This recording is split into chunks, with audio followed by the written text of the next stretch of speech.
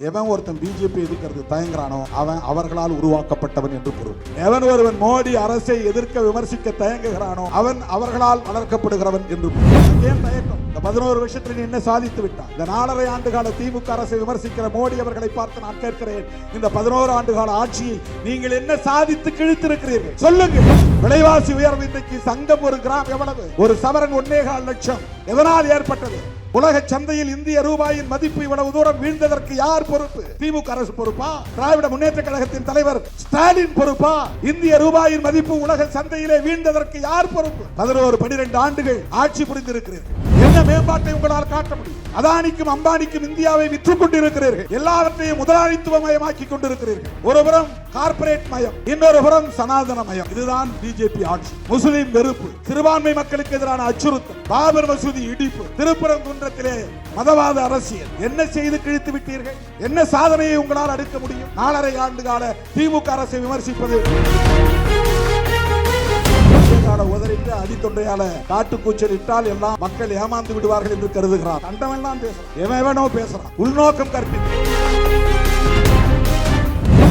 Social மீடியாவில் எவனோ பேசுறான்.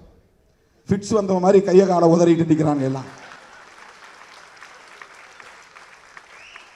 கைய கால உதறிட்டு அடித்தொண்டையால காட்டு கூச்சல் இட்டால் எல்லாம் மக்கள் ஏமாந்து விடுவார்கள் என்று கருதுகிறார்கள். கண்டவெல்லாம் பேசுறான், எவனோ பேசுறான், உள்நோக்கம் கற்பிக்கிறான். அவருக்கு என்ன தேவை வந்தது? தமிழர்களை வீழ்த்த வேண்டும் என்று, தமிழர்களை ஒடுக்க வேண்டும் என்று. அவர் என்ன பதவிக்கு ஆசைப்பட்டாரா? அம்பேத்கரை போய் பார்த்தா இங்க இருக்கிற தலித்துகள்லாம் நமக்கு ஓட்டு போடுவாங்க அப்படின்னு நினைச்சா போய் அம்பேத்கரை பார்த்தாரு? நேரடியா போய் சந்தித்தார். மியான்மருக்கு வாங்க 2 பேரும் போவோம்னு சொல்லி 2 பேரும் போனாங்க. இன்னைக்கு மியான்மர், அன்னைக்கு பர்மா. அவர் எடுத்த முடிவுகளுக்கு அவ்வப்போது இங்கிருந்து பாராட்டுகளை தெரிவித்தவர் தந்தை பெரியார். அவர் மதம் மாறும்போது நீங்களும் வாங்க மதம் மாறுவோம் சொன்னார். அம்பேத்கர் அழைப்பு விடுத்தார்.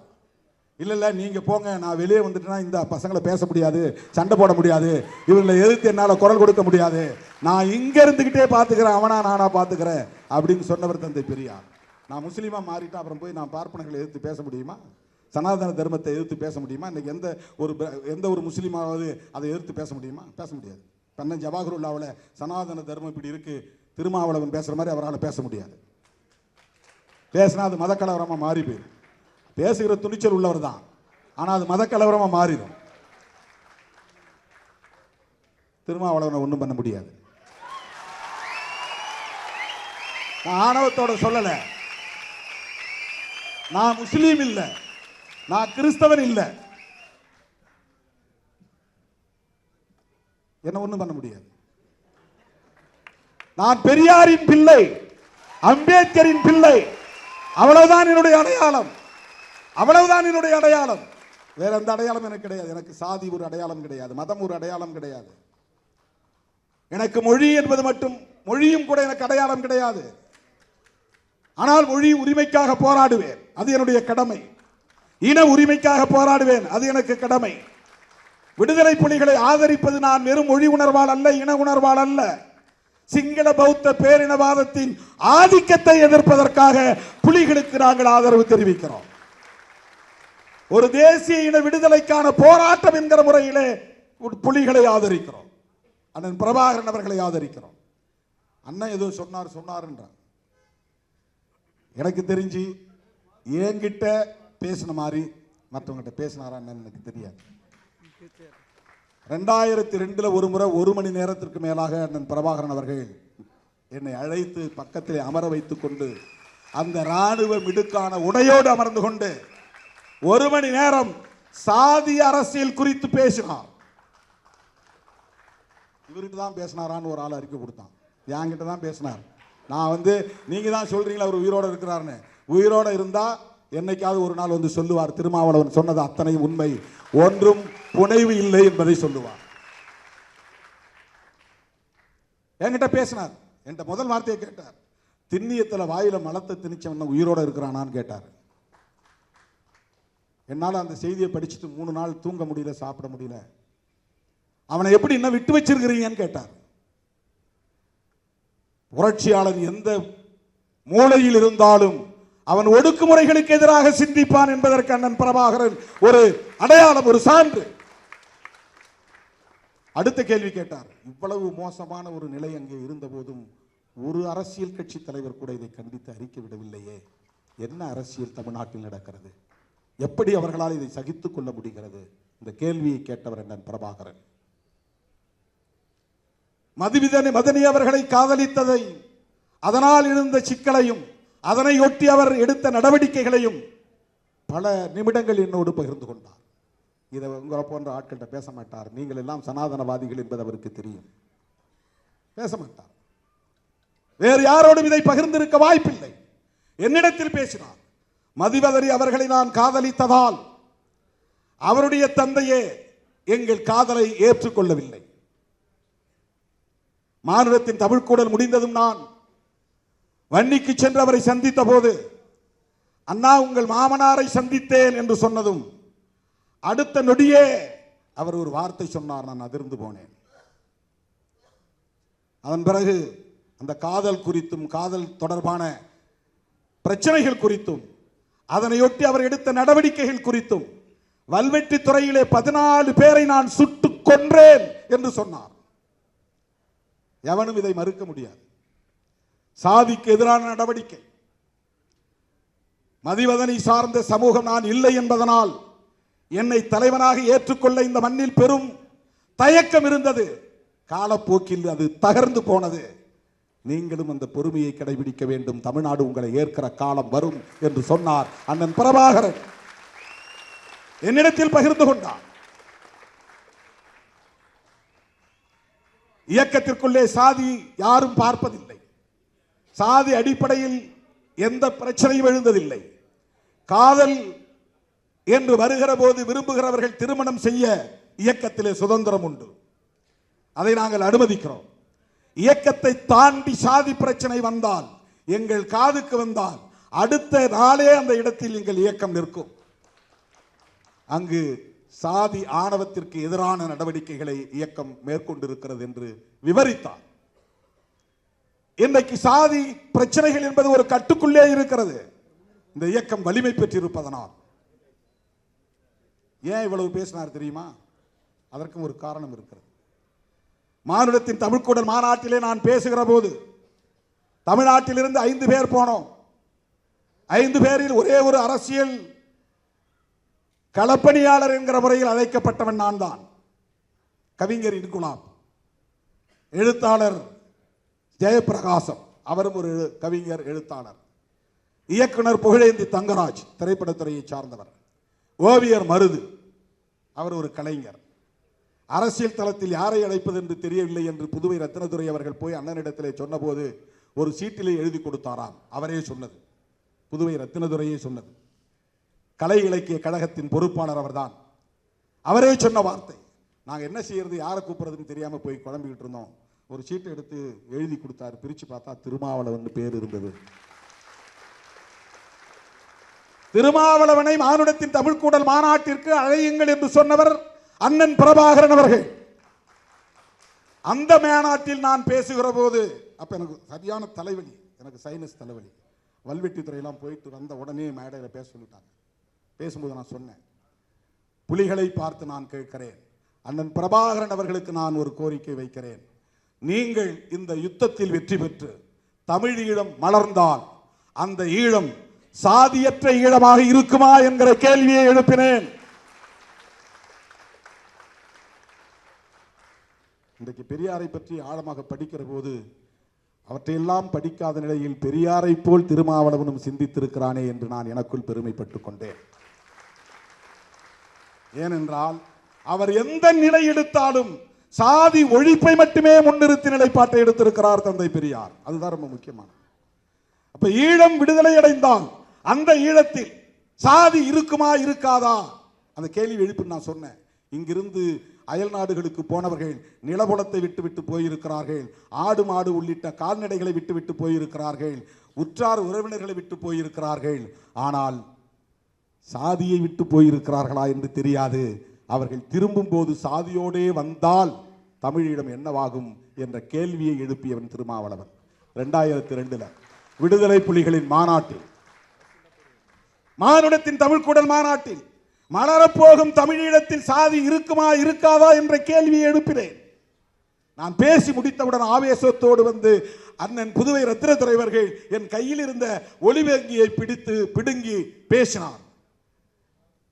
எங்கள் தலைவர் பிரபாகரன் சாதி ஒழிப்புடன் கூடிய தமிழீழத்தை வென்றெடுக்கவே போராடுகிறார்.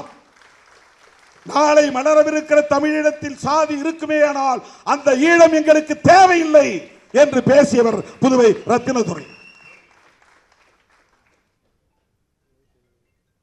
தோழர்களே, இந்த பேச்சுதான் அவருடைய காதுக்கு போயிருக்கிறது. அதனால்தான் இந்த மாநாடு முடிந்து நான் அவரை சந்தித்து பேசிய போது நெடுநேரம் என்னிடத்தில் சாதியை பற்றிய உரையாடினார்.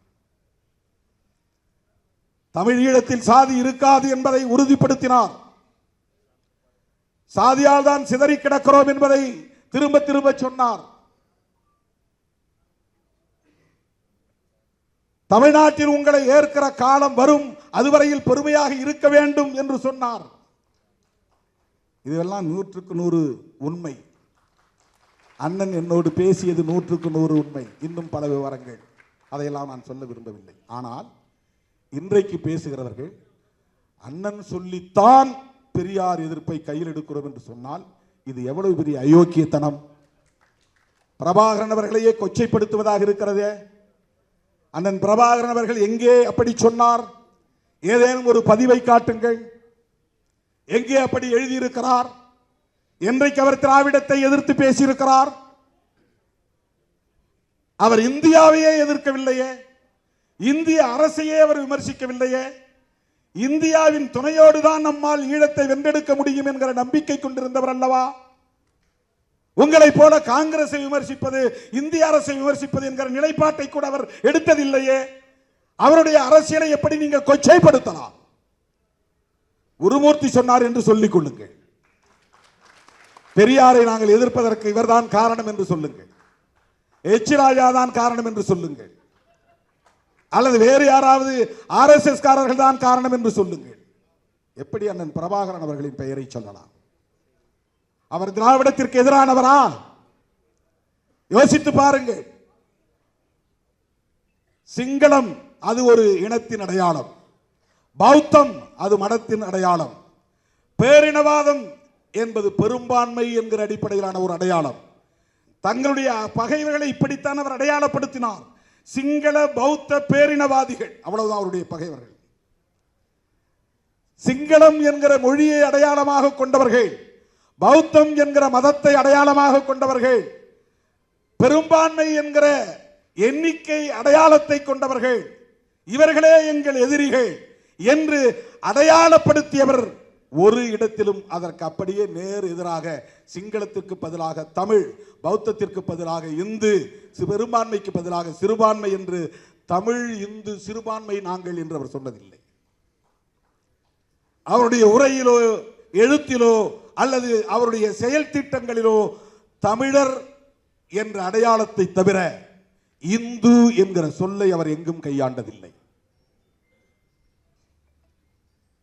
இந்து என்கிற சொல்லை கையாளாதவர், அப்படி ஒரு அடையாளத்தை ஏற்க விரும்பாதவர், அதன் அடிப்படையில் இந்தியாவில் இருக்கிற இந்து மதவாதிகளின் ஆதரவை விரும்பாதவர், அந்த அடிப்படையில் பிஜேபி RSS போன்றவர்களின் தயவை நாடாதவர் எப்படி உங்கள்கிட்ட போய் இப்படி சொல்லியிருப்பார் திராவிடம் வந்து நமக்கு எதிரானது என்று? என்ன அரசியல் இது? யாரை கொச்சைப்படுத்துகிறீர்கள்? உங்கள் பிழைப்புவாதத்திற்காக யாரை வேண்டுமானாலும் பயன்படுத்திக் கொள்ளுங்கள். அண்ணன் பிரபாகரனை அப்படி தவறாக பயன்படுத்துவதை நாங்கள் வேடிக்கை பார்க்க முடியாது. பிரபாகரன் ஒட்டுமொத்த தமிழகத்திற்குமானவர், எல்லோருக்குமானவர். 1983 இருந்து 2009 வரையில் மாணவ பருவத்தில் இருந்து இந்த இயக்கத்தின் தலைவனாக வந்த காலத்து வரையில் ஈழ பிரச்சனையில் ஈடுபாடு கொண்டவன் திருமாவளவன், களமாடியவன் திருமாவளவன், பல போராட்டங்களில் பங்கேற்றவன் திருமாவளவன். நீங்கள்லாம் 2009 பின்னால வந்த கற்றுக்குட்டிகள். உங்களுக்கு என்ன தெரியும்? என்ன அரசியல் தெரியும்? ஈழம் குறித்து உங்களுக்கு என்ன தெரியும்? ஈழ விடுதலையை பற்றி உங்களுக்கு என்ன தெரியும்? நீங்கள் பேசுவது தமிழ் தேசியமா? எது தமிழ் தேசியம்? தமிழ் தேசியம் என்றால் என்ன? வெறும் மொழி உணர்வா? வெறும் இன உணர்வா? வெறும் நிலப்பரப்பு பாதுகாப்பா? தமிழ் தேசியத்தின் உண்மையான எதிரி என்பது வெளிப்படையாக சொல்ல விரும்புகிறேன். கருத்தியல் புரிதலுக்காக சொல்ல விரும்புகிறேன். தமிழ் தேசியத்தின் எதிரியை இந்திய தேசியமாகத்தான் இருக்க முடியும். தெலுங்கு தேசியமோ மலையாள தேசியமோ இருக்க முடியாது. இந்திய தேசியத்தை எதிர்க்கிற அரசியல் தான் தமிழ் தேசிய அரசியல். ஏனென்றால் இந்திய தேசியம் என்பது மொழி வழி அடிப்படையிலான தேசியத்தை ஒருபோதும் ஏற்காது. மொழி வழி அடிப்படையில் மாநிலங்கள் பிரிப்பதை கூட ஒத்துக்கொள்ளாது. அப்படி பிரிவது பிராந்தியவாதத்தை வளர்க்கும் என்று நம்பக்கூடியவர்கள், பிரிவினைவாதத்தை வளர்க்கும் என்று நம்பக்கூடியவர்கள், மத அடிப்படையில் இந்தியாவை ஒரே தேசமாக ஆக்க வேண்டும் என்பதுதான் ஆர்எஸ்எஸ் திட்டம். காங்கிரஸ் பேசிய இந்திய தேசியத்திற்கும் பிஜேபி பேசுகிற இந்திய தேசியத்திற்கும் ஒரு வேறுபாடு உண்டு. காங்கிரஸ் வெறும் நாட்டின் அடையாளத்தை அடிப்படையாக கொண்டது. நாம் அனைவரும் இந்திய தேசவாதிகள், அதனால் இந்தியர்கள். இதுதான் காங்கிரஸ் வைத்த தேசியவாதம். நீ தமிழ் பேசினாலும் சரி, மலையாளம் பேசினாலும் சரி, மராத்தி பேசினாலும் சரி, குஜராத்தி பேசினாலும் சரி, நீயும் இந்தியன் நானும் இந்தியன், வெள்ளையடை வெளியேற்ற போராடுவோம் வாருங்கள். இது காங்கிரஸ் முன்வைத்த தேசியவாதம். பிஜேபி முன்வைக்கிற தேசியவாதம் அப்படி அல்ல.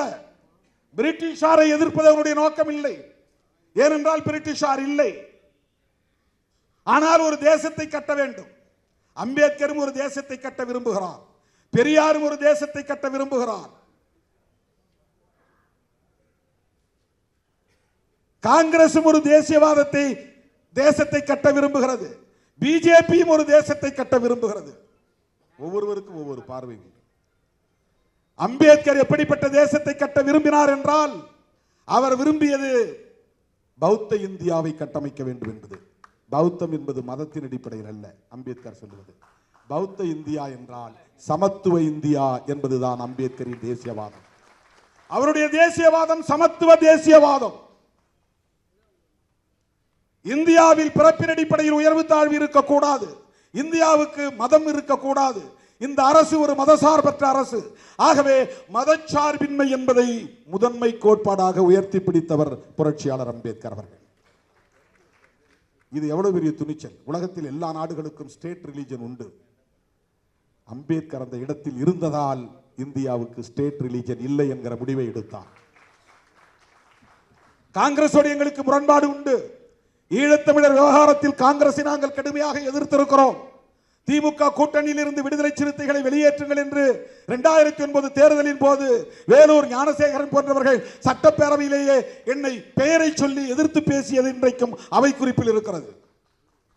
போகிற இடங்களில் எல்லாம் பேச்சாளர்கள் பத்திரிகையாளர்கள் மத்தியிலே திருமாவளவனை வெளியேற்ற வேண்டும், அவன் புலிகளின் ஆதரவாளன் என்று பேசினார்கள். கருத்துரிமை மாநாடு புல்லாரெட்டி அவனியூரில் நடத்திய போது அந்த மாநாட்டுக்கு தடை விதிக்க வேண்டும் என்று பேசிய இயக்கம் காங்கிரஸ். ஏனென்றால் நாங்கள் புலிகளின் ஆதரவாளர்கள் என்பதால் மட்டுமே. அப்படி காங்கிரஸோடு எங்களுக்கு பல முரண்பாடுகள் உண்டு. காந்தியோடு முரண்பாடுகள் உண்டு.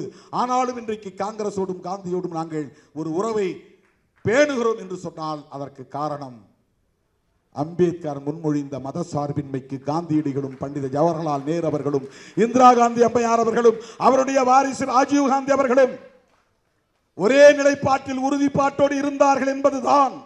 இந்தியாவுக்கு நோ ஸ்டேட் ரிலீஜன், இந்தியாவுக்கு ஒரு அரச மதம் வேண்டாம், இந்திய அரசுக்கு ஒரு மதசார்பு அடையாளம் தேவையில்லை, இது மதசார்பற்ற அரசு.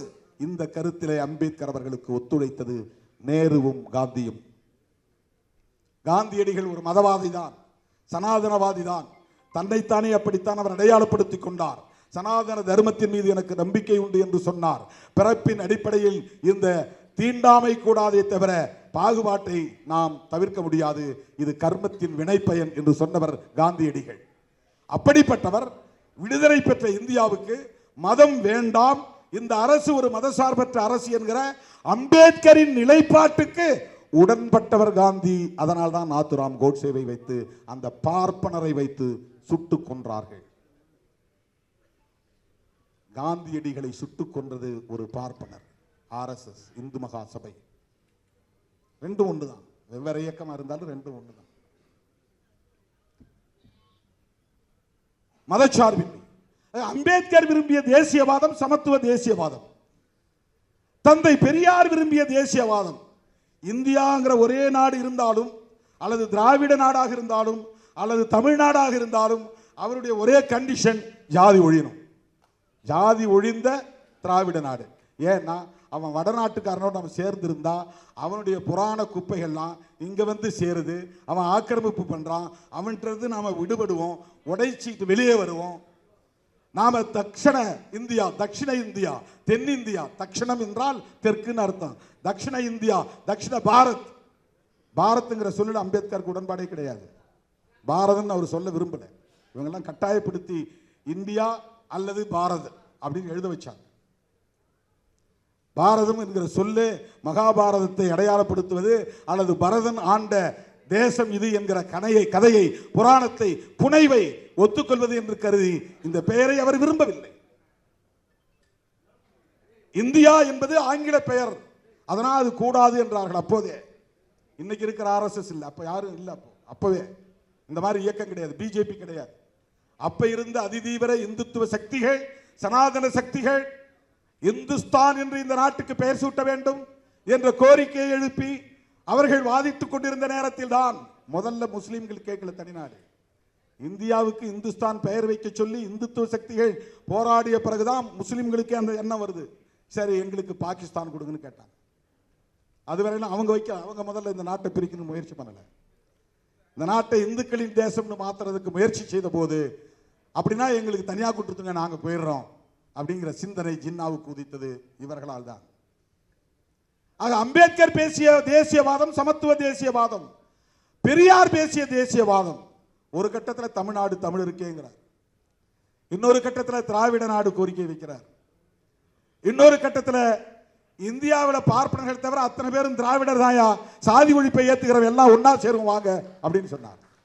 சாதி ஒழிப்பை ஏத்துக்கிறவன், பார்ப்பனியத்தை எதிர்க்கிறவன், ஆரியத்தை எதிர்க்கிறவன், சனாதன தர்மத்தை எதிர்க்கிறவன், பார்ப்பன ஆதிக்கத்தை எதிர்க்கிறவன் அவ்வளவு பேரும் ஒன்னா சேருவாங்க, அகில இந்திய அளவில் ஒன்னா சேருவாங்க. இதுதான் பெரியார், இதுதான் பெரியார். அவருக்கு மொழி அடையாளம் கிடையாது, அவருக்கு மதம் அடையாளம் கிடையாது. பார்ப்பனர்கள் மீது தனிப்பட்ட முறையில் ஒரு குறிப்பிட்ட சாதியின் மீது வெறுப்பு கிடையாது. அவர்களின் ஆதிக்கத்தை எதிர்க்க வேண்டும். ராஜாஜி முதலமைச்சராக இருந்த போது மொத்தமே 8 அமைச்சர் தான். பேரவைத் தலைவர், அப்புறம் மேலவைத் தலைவர், இந்த மாதிரி மொத்தம் 10 பேர். அந்த 10 பேர்ல 6 பேர் பார்ப்பனர்கள். அமைச்சரவையில் 6 பேர் பார்ப்பனர்கள். அந்த அளவுக்கு ஆதிக்கம் இருந்தது. எந்த துறையை எடுத்துக்கொண்டாலும் பார்ப்பனர்கள். நீதித்துறையாக இருந்தாலும், நிர்வாகத்துறையாக இருந்தாலும், பத்திரிகை துறையாக இருந்தாலும், அத்தனை துறைகளிலும் பார்ப்பனர்களின் ஆதிக்கமே கொட்டமடித்தது. பள்ளி கல்வி ஆசிரியர்கள் நியமனத்தில் பார்ப்பனர்கள், கல்லூரி பேராசிரியர்கள் நியமனத்தில் பார்ப்பனர்கள், துணைவேந்தர்கள் நியமனத்தில் பார்ப்பனர்கள். இந்த பார்ப்பனர்களின் ஆக்கிரமிப்பையும் ஆதிக்கத்தையும் எதிர்க்க வேண்டும் என்பதில் தான் அவர் குறியாக இருந்தார். தோழர்களே, வரலாற்றை நாம் தோண்டி தோண்டி பார்க்கிற போது நமக்கு வியப்பாக இருக்கிறது. ஒரு கட்டத்தில் மறைமலையடிகளும் திருவி கல்யாண சுந்தரம் அவர்களும் பெரியாரை ஆதரிக்கிறார்கள். எப்போன்னா மகாபாரதத்தையும் ராமாயணத்தையும் கடுமையாக அவர் விமர்சிக்கிறார். கவனமாக கேளுங்க, இதெல்லாம் ரொம்ப முக்கியமான அரசியல். ஏனென்றால் சனாதன சக்திகள் நாளுக்கு நாள் இங்கே வலுப்பெற்று வருகிறார்கள். அதற்கு காரணம் மாப்போசியின் வாரிசுகள் மறுபடியும் இங்கே வலுப்பெற்று விட்டார்கள். அதுதான் அடிப்படை. மாப்போசி பெரியவர் தான், அவருடைய தியாகமும் போற்றுதலுக்குரியதுதான். ஆனாலும் அவர் அன்றைக்கு பார்ப்பன ஆதிக்கத்தை எதிர்க்காமல் மொழி அடிப்படையிலே தனித்தமிழ் அரசு வேண்டும் என்ற கோரிக்கையை முன்வைத்தவர், மறந்துவிடக் கூடாது. அவருக்கு இந்துத்துவ எதிர்ப்போ, பார்ப்பன ஆதிக்க எதிர்ப்போ, அல்லது பார்ப்பனிய கோட்பாட்டு எதிர்ப்போ அவருக்கு இல்லை. இதுதான் பெரியார் மாறுபடுகிறார், இதெல்லாம் அவர் வேறுபடுகிறார்.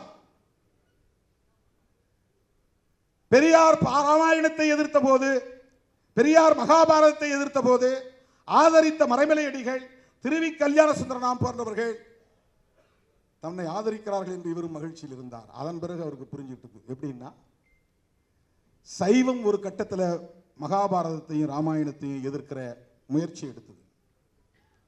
இவர்கள் தங்களை சைவர்களாக உணர்ந்து கொண்டு சைவ இலக்கியங்களுக்கு வலு தேடுவதற்காக நம்முடைய இந்த எதிர்ப்பை அவர்கள் ஆதரிக்கிறார்கள் அப்படின்னு புரிந்து கொண்டு சைவ இலக்கியங்களை விமர்சிக்க தொடங்கினார். தேவாரம், பன்னிரு திருமுறை, ஆழ்வார்களுடைய பாசுரங்கள் இவற்றையெல்லாம் கடுமையாக விமர்சிக்க தொடங்கினார். உடனே மறைமலையடிகளும் திருவிக்காவும் பின்வாங்கிக் கொண்டார்கள். பெரியாரை விமர்சிக்க தொடங்கிட்டாங்க. இந்த அரசியலை புரிஞ்சுங்க. பெரியார் எப்படி செயல்பட்டார் என்பதற்கு இது ஒரு சான்று.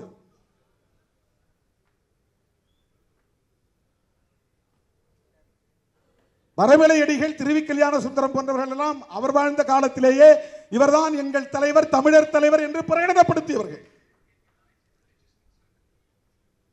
அந்த காலத்தில் மிகப்பெரிய ஆளுமைகளாக இலக்கிய தலங்களிலும் அரசியல் தலங்களிலும் சமூக பண்பாட்டு தலங்களிலும் விளங்கியவர்கள். பெரியாரை அவருடைய தாய்மொழி என்ன என்று பார்க்கவில்லை, அவர் எந்த இனத்தை சார்ந்தவர் என்று பார்க்கவில்லை.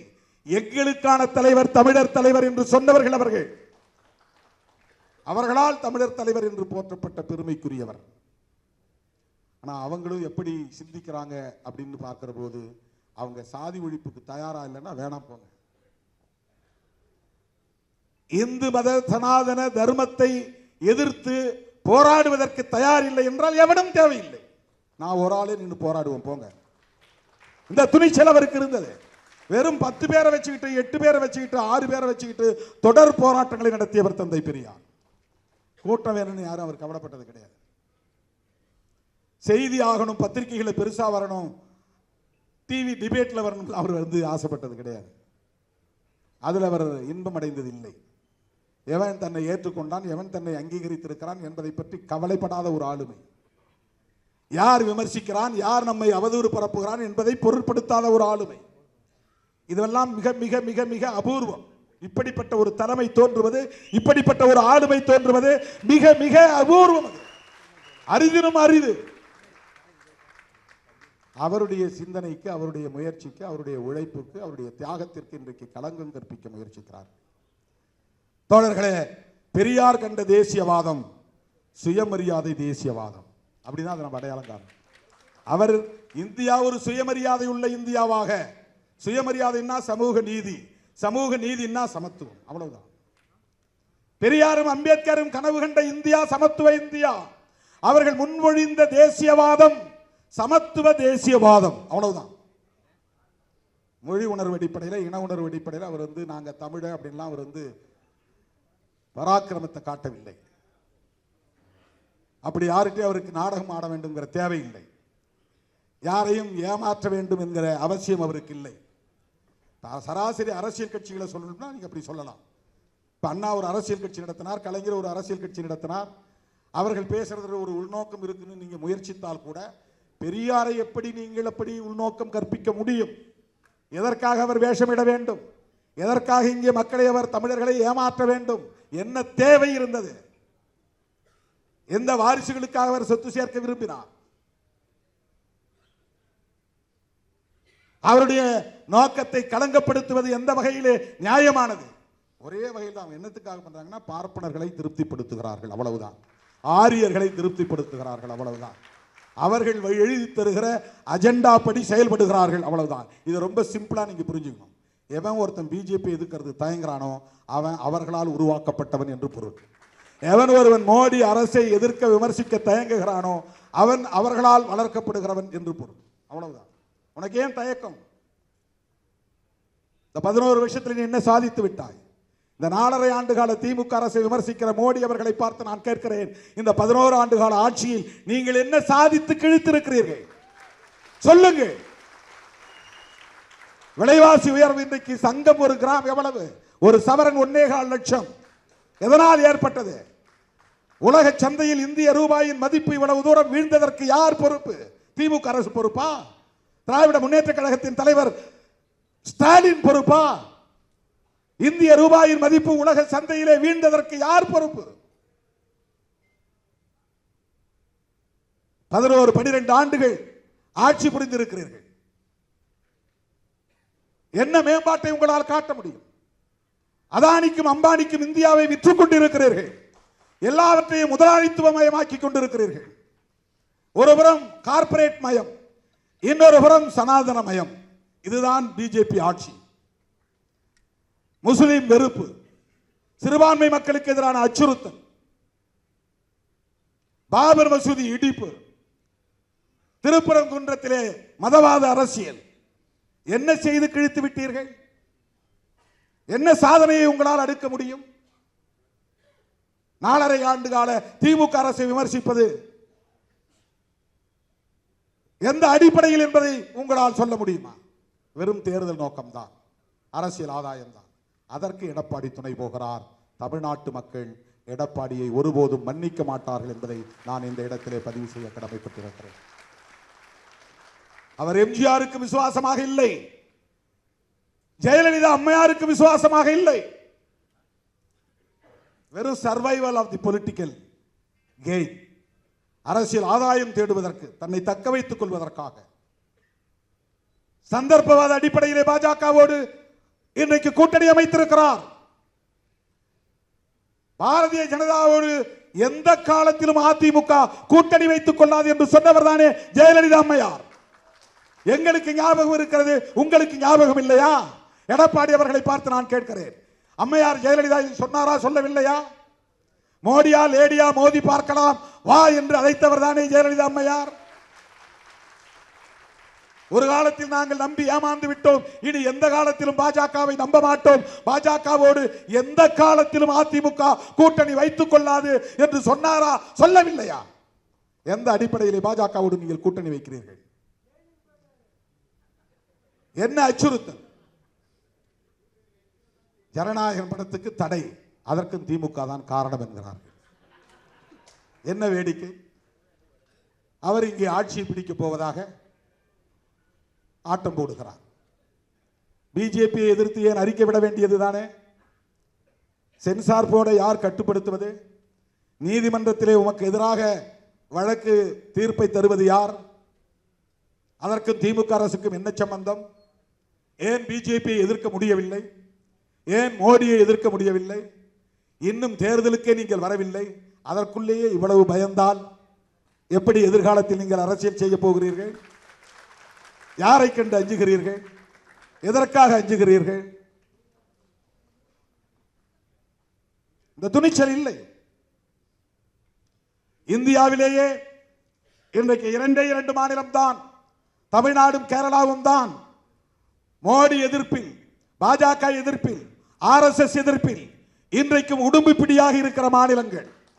கர்நாடகா மேற்கு வங்கத்தில் கூட மாறி மாறி வரும், தெலுங்கானாவில் கூட பிஜேபி வைப்பது இந்துத்துவா நேஷனலிசம். இந்துயிசம் வேற, இந்துத்துவா வேற. அதுல நீங்க ஒரு தெளிவுக்கு வரணும். இந்துயிசம்ங்கிறது சாதாரண ஒரு இந்துவின் நம்பிக்கையை பொறுத்தது, நம்பிக்கையோடு தொடர்புடையது. இப்போ எங்க அம்மா ஒரு இந்து கடவுள் மீது நம்பிக்கை வைக்குது, எல்லா கோயிலுக்கும் போகுது, எப்படியாவது என் பிள்ளைக்கு நல்ல புத்தி கொடு, அவன் சீக்கிரம் ஒரு கல்யாணம் பண்ணட்டும் அப்படின்னு 21 முறை சமயபுரம் கோயிலுக்கு ஆத்தாளுக்கு போய் சாமி கும்பிட்டுச்சு. அதுக்கு ஒரு நம்பிக்கை அது. அப்புறம் யாரோ சொன்னாங்க இன்னும் காளஹஸ்திக்கு போச்சு, அந்த கோயிலுக்கு போயிட்டு வந்தால் கல்யாணம் நடந்துருன்னு. அப்புறம் திருக்கடையூருக்கு போனால் கல்யாணம் நடக்கும்னு யாரோ சொன்னாங்க, அங்கே போகிறாங்க. அப்புறம் சூரியனார் கோயிலில் போங்க, அங்கே கட்டாயமாக திருமணம் நடக்கும் உங்கள் பிள்ளைக்கு போனால். இது இந்துயிசம், அந்த நம்பிக்கை. அது ஹிந்துயிசம், இந்துக்களின் நம்பிக்கையோடு தொடர்புடையது இந்துயிசம். பிஜேபி பேசுவது இந்துயிசம் அல்ல, இந்துத்துவா. இந்து மக்களின் உணர்வுகளை அரசியல் ஆதாயத்திற்கு பயன்படுத்திக் கொள்ளுகிற அரசியல் நடவடிக்கை இந்துத்துவா. இந்துத்துவா என்றால் முஸ்லீம் வெறுப்பு, இந்துத்துவா என்றால் மசூதி இடிப்பு, இந்துத்துவா என்றால் கிறிஸ்தவ வெறுப்பு, இந்துத்துவா என்றால் இந்தியாவுக்கு புதிய அரசை, மதசார்புள்ள அரசை உருவாக்குவது. இந்துத்துவா என்றால் இந்தியாவின் பெயரை இந்துஸ்தான் அல்லது இந்து ராஷ்டிரா என்று மாற்றுவது. இந்துத்துவா என்றால் அம்பேத்கர் எழுதிய அரசியலமைப்பு சட்டத்தை தூக்கி எறிந்துவிட்டு புதிய மனுஸ்மிருதியை புதிய அரசியல் சட்டமாக ஆக்குவது. இந்துத்துவா என்றால் கோல்வாக்கரின் கனவை நனவாக்குவது.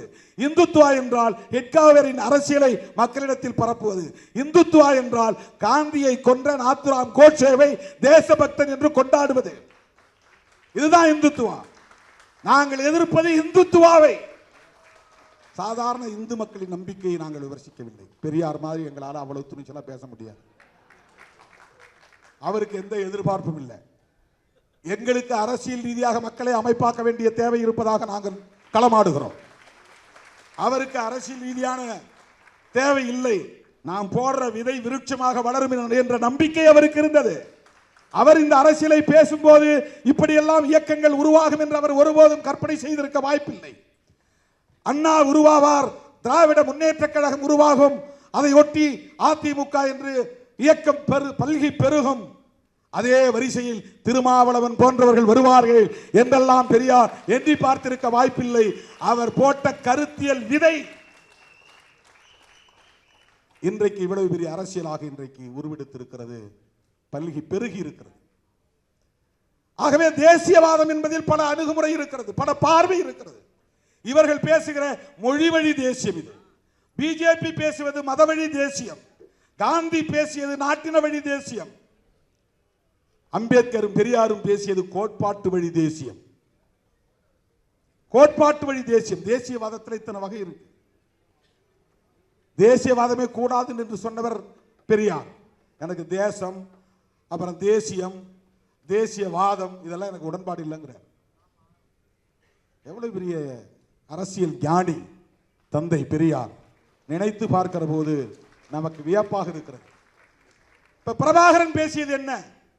வெறும் மொழி அடிப்படையிலான தேசியவாதம் இல்லை. அவர் தனிநாடு என்கிற முதன்மையான கோரிக்கையை வைத்து முன்மொழிந்த ஒரு தேசியவாதம். நீ பேசுற தமிழ் தேசியவாதத்தில் தனி தமிழ்நாடு உண்டா? தனி தமிழ்நாடுங்கிற வார்த்தையை நீ பேசலன்னா நீ பேசுறது 100 விழுக்காடு போலி தமிழ் தேசியம். தமிழரசன் பேசியது தமிழ் தேசியம். ஏனென்றால் தமிழரசன் தனி தமிழ்நாடு கோரிக்கை வைத்தார். உன்னோட எவனோட என்னால சேர முடியாது. நீ வச்சிருக்கிற கான்ஸ்டிடியூஷன் வேண்டாம், உன்னுடைய பார்லிமெண்டரி டெமோக்ரஸி எனக்கு வேண்டாம், இந்தியா என்கிற தேசத்தோடு நான் சேர மாட்டேன், வடக்கை இருக்கிற உனக்கு எனக்கு எந்த சம்பந்தமும் இல்லை, உன் அரசியல் வேறு என் அரசியல் வேறு, உன் பாரம்பரியம் வேறு என் பாரம்பரியம் வேறு, என்னுடைய வரலாறு வேறு உன் வரலாறு வேறு, எனக்கு இருக்கிற பின்னணி வேறு உனக்கு இருக்கிற பின்னணி வேறு, உன்னோடு என்னால் சேர்ந்து வாழ முடியாது. எனவே எங்கள் நாட்டை தனி நாடாக நாங்கள் பிரித்தெடுப்போம். அதுதான் தமிழரசன் முன்மொழிந்த தமிழ் தேசியம். அண்ணன் பிரபாகரன் பேசிய தமிழ் தேசியம் என்பதும் தனி ஈழம் என்பதுதான். சிங்களவனுக்கு எங்களுக்கு ஒருபோதும் ஒத்து போகாது. உன் வரலாறு வேறு என் வரலாறு வேறு, உன்னுடைய பாரம்பரியம் வேறு என்னுடைய பாரம்பரியம் வேறு. ஒட்டுமொத்த இலங்கையை கட்டி ஆண்ட தமிழ் இனம் எங்கள் இனம். இன்றைக்கு நாங்கள் வடக்கு கிழக்கு பகுதிகளில் சுருங்கி கிடக்கிறோம். எங்களை நீ ஆளம் கூடாது. பிரிட்டிஷார் உன் கையில் அதிகாரத்தை கொடுத்து விட்டு போய்விட்டான். நாங்கள் தனியே ஆண்ட இனம், நீங்கள் தனியே ஆண்ட இனம். உன் கீழே நான் ஏன் அடிமையாக உழல வேண்டும்? எனவே எங்களுக்கு தனி நாடு தேவை. அதிலே மொழி இனம் என்பதை எல்லாம் தாண்டி கலாச்சாரம், எங்களுக்கான சாதியற்ற சனாதன தர்மமற்ற ஒரு பண்பாடு உண்டு என்கிற அடிப்படையிலான கோரிக்கை, அதுதான் தமிழீழ தேசியவாதம். வெறும் தமிழன் என்கிற அடிப்படையிலே அவர் விழுந்தெழவில்லை. நீ பேசுகிற தமிழ் தேசியம் எப்படிப்பட்டது? நாங்க தமிழ் தேசியம் பேசுறோம், தமிழ்நாட்டில் நாங்கள் தமிழ் தேசியம் பேசுறோம். எங்களுக்கு தனி தமிழ்நாடு உருவானால் மகிழ்ச்சி. ஆனால் நாங்கள் அந்த கோரிக்கையை முன்வைக்கவில்லை. எங்களை பொறுத்தவரையில் இந்திய அளவில் சாதியை ஒழிக்க வேண்டுமானால் இந்திய அளவில் ஒரு ஐக்கியம் தேவை. ராம்தாஸ் அத்வாலே என்ன மொழி, அது எங்களுக்கு தேவையில்லை. மாயாவதி என்ன மொழி, என்ன உணவு, என்ன உடை, என்ன கலாச்சாரம், அது எங்களுக்கு பிரச்சனை இல்லை. ஆனால் மாயாவதி அம்மையாரோடும் ராம்தாஸ் அத்வாலேயோடும் இன்னும் இதர பிற்படுத்தப்பட்ட சமூக தலைவர்கள் லல்லு பிரசாத் யாதவ் போன்றவர்களோடும் நாங்கள் ஒரு ஐக்கியம் கட்ட விரும்புவது இந்த மண்ணில் சாதியை ஒழித்த, சனாதனத்தை ஒழித்த ஒரு சமத்துவத்தை கட்டமைக்க வேண்டும் என்பதாகத்தான். அதே வேளையில் எங்களுக்கான மொழி உரிமைகளையும் இடம் சார்ந்த கலாச்சாரம் சார்ந்த உரிமைகளையும் நாங்கள் ஒருபோதும் இழக்க மாட்டோம். அரசமைப்பு சட்டம் தருகிற அந்த சட்டப்பூர்வமான உரிமைகளை பாதுகாப்பதற்கு, மொழி இன அடிப்படையிலான உரிமைகளை வென்றெடுப்பதற்கு நாங்கள் இந்திய அரசமைப்பு சட்டத்தை ஏற்றுக்கொள்கிறோம். இந்திய அரசமைப்பு சட்டத்திற்கு உட்பட்டு சாதியை ஒழிப்பதற்கான ஐக்கியத்தை கட்டமைக்க வேண்டும் என்கிற தேவையை உணர்ந்து மொழி இன உரிமைகளை முன்வைக்கிறோம். இந்தியை திணிக்காது. அது வெறும் இந்தி என்பதற்காக அல்ல, இந்தியின் மூலம் அவன் கலாச்சாரம் இங்கே திணிக்கப்படுகிறது. இதுதான் பெரியார் பார்வை, இதுதான் சிறுத்தைகளின் பார்வை. சனாதன தர்மத்தை நாங்கள் எதிர்ப்பதற்கு காரணம் வர்ணாசிரமத்தை அது முன்மொழிகிறது. அதுதான் காரணம். வெறும் இந்துயிசம் என்கிற நம்பிக்கையை எதிர்ப்பதல்ல. சனாதன தர்மம் பிறப்பால் உயர்ந்தவன் தாழ்ந்தவன் உண்டு என்கிறது. பார்ப்பனன் மட்டுமே உயர்ந்தவன், மற்ற அத்தனை பேரும் அவனுக்கு கீழே என்று அவர்களை இழிவுபடுத்துகிற ஒரு தர்மம் தான் வர்ணாசிரம தர்மம். அந்த வர்ணாசிரம தர்மம் ஒழிக்கப்பட வேண்டும். இதுதான் அரசியல் சார்ந்த ஒரு தேசியவாதம். ஆனால் இவர்கள் வெறும் மொழி அடிப்படையில் தங்களை அடையாளப்படுத்திக் கொண்டு பார்ப்பனர்களின் செயல் திட்டத்தை நடைமுறைப்படுத்துவதற்காக பெரியார் என்கிற பிம்பத்தின் மீது கை வைக்கிறார்கள். எலிக்குஞ்சி மோதி இமயம் சரியாது. தோழர்களே, இந்த எலிக்குஞ்சுகள் இமயத்தோடு மோதுகின்றன என்று நாம் ஒருபோதும் கவலைப்பட தேவையில்லை. பெரியார் உலகம் வியக்கத்தக்க வகையில் உருவெடுத்து நிற்கிறார், விஸ்வரூபம் எடுத்து நிற்கிறார்.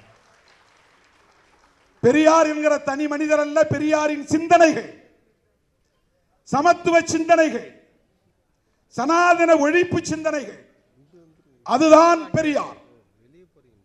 அதுக்கு வடமொழியில மகாத்மான் தான் பேர், வேற ஒண்ணும் இல்லை. வடமொழியில மகாத்மான்னா தமிழ்ல பெரியார்னு அர்த்தம். மகான்னா பெரிய, ஆத்மான்னா ஆளுன்னு அர்த்தம், பெரிய ஆளு. அதை தமிழ்ல இரு விகுதி மாறி பெரியார்னு, அவ்வளவுதான். பெரியார் வடமொழியில மகாத்மா, இவர் ஒரு மாமனிதர் என்று பொருள். அதை இன்னும் தமிழ் படுத்தினா மாமனிதர். மாமனிதர் ஏன் சொல்றோம்னா மகத்தான கொள்கை கோட்பாடுகளை உயர்த்தி பிடித்தவர். அவரை அந்த காலத்திலிருந்து எதிர்த்து கொண்டிருக்கிறார்கள், தொடர்ந்து எதிர்த்து கொண்டிருக்கிறார்கள். எவ்வளவோ முயற்சித்து பார்த்தார்கள். பெரியார் 94 வயது வரையிலும் கடவுள் இல்லைன்னு சொல்லிட்டு வாழ்ந்தார். கடவுளே கடவுளே கடவுளேன்னு சொன்னவன் 30 வயசுல போனான், 40 வயசுல போனான். கோயில் குளமெல்லாம் அலைந்தவன் பாதியிலே திடீர்னு நெஞ்சு வலிக்குதுன்னு குப்புறப்படுத்தி சேர்த்து போனான். ஆனா கடவுள் இல்லைடா இல்லைடா இல்லைடான்னு ஊர் புறா சொன்னவர் 94 வயது வரல இருந்தார். 94 வயது வரல இருந்தார். அந்த நிமிஷம் வரையிலும் சாதி ஒழிப்பில் அவர் உறுதியாக இருந்தார். இப்போது சொல்லுங்கள், நம் தலைவர் யார்? அந்த பிம்பத்தை அசைக்க நினைப்பவர்கள் யார்? சிறுத்தைகளின் எதிரிகள். அவங்க திக எதிரிகள் கிடையாது, திமுக எதிரிகள் கிடையாது. இன்னைக்கு நான் பிரகடனப்படுத்துகிறேன், பெரியாரை எதிர்க்கிறவன் சிறுத்தைகள் எதிரி. பெரியார் பிம்பத்தை அசைக்க நினைக்கிறவர்கள் சிறுத்தைகளின் எதிரிகள்.